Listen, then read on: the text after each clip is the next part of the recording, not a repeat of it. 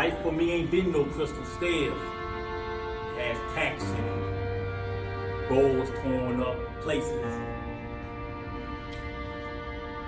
no carpet on the floor, bare. And all the times I still been climbing on, reaching landings, turning corners, and sometimes going in the dark, but there ain't been no light. So don't you stop now. Don't you sit down on those steps, because he finds it kind of hard. I still going. I still climb. These are words that the prolific poet Langston Hughes spoke about. And he began to talk about a mother that was challenged and raising her son. The challenges of what I've experienced as a son who was raised by a single mother. And the inspiration that trickled down from that mother to that son. It gives me inspiration. It gives me the inspiration that as I see it through his eyes and visualize that if you can't soar like an eagle, then you should run like a lion. And if you can't run like a lion, then you should walk like a man. But if you can't walk like a man, then you should crawl as if the Holy Spirit was crawling on you on Sunday morning. Langston Hughes, Maya Angelou, and Nikki Giovanni, some of my favorite poets. Those are my roots to life. But also, Dr. Martin Luther King used that same insert in one of his speeches back in 1960. And through a time of great injustice and through a time of violence, he kept calm and peace. And I looked and I studied and I researched. I said, well, how could he deliver such a powerful speech and message, using somebody else's words, trickling down inspiration?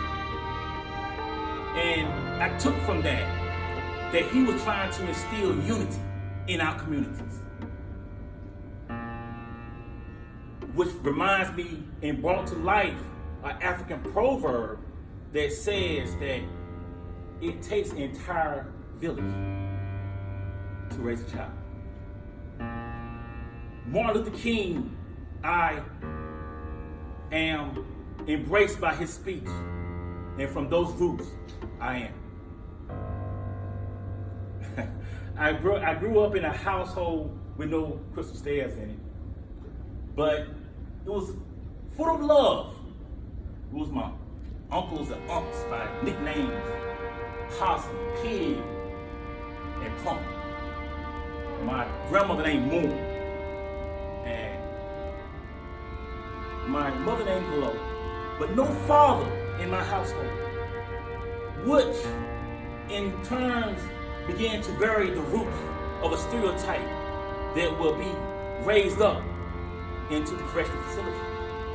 It was in 2007 that I found myself inside of prison, and as I began to talk to guys, wow, it was so mind-blowing because these guys was wearing their sentences as a badge of honor.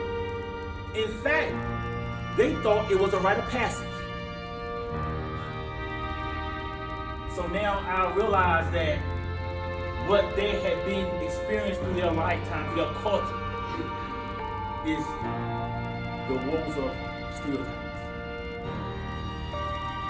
And I did a little research, even though I lived it, and people who look like me, 1 out of every 3 of us, will at some time in our life be incarcerated.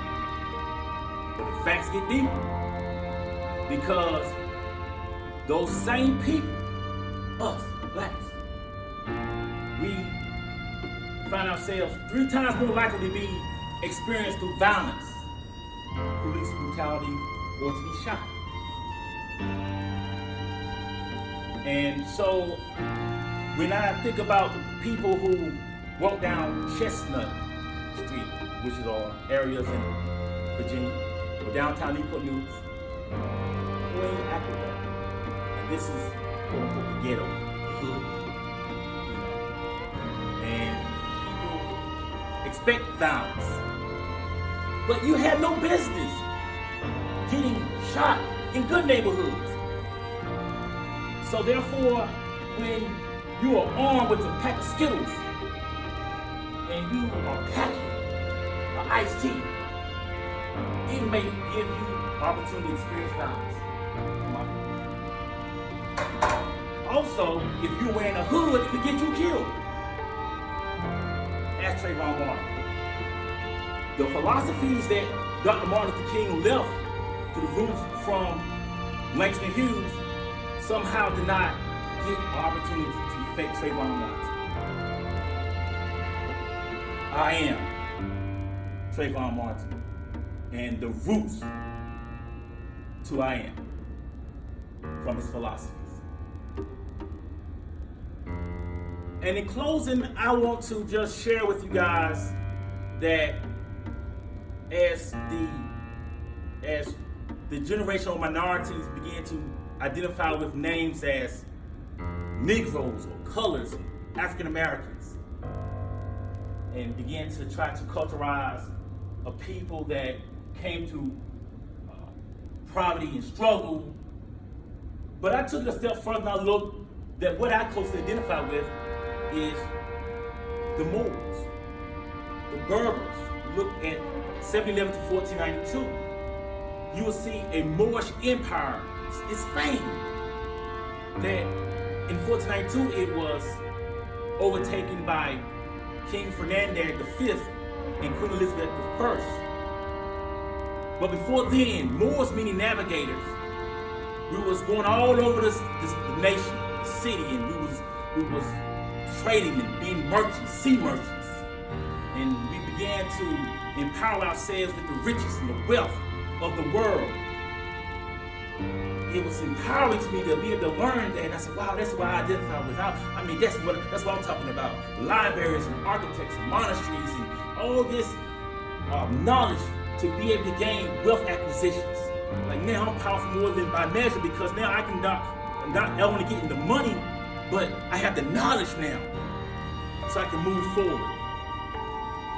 So from Moorish Spain to the stereotypes that affected Trayvon Martin, to Martin Luther King, to Langston Hughes, I am. Rootz to I am. Thank you.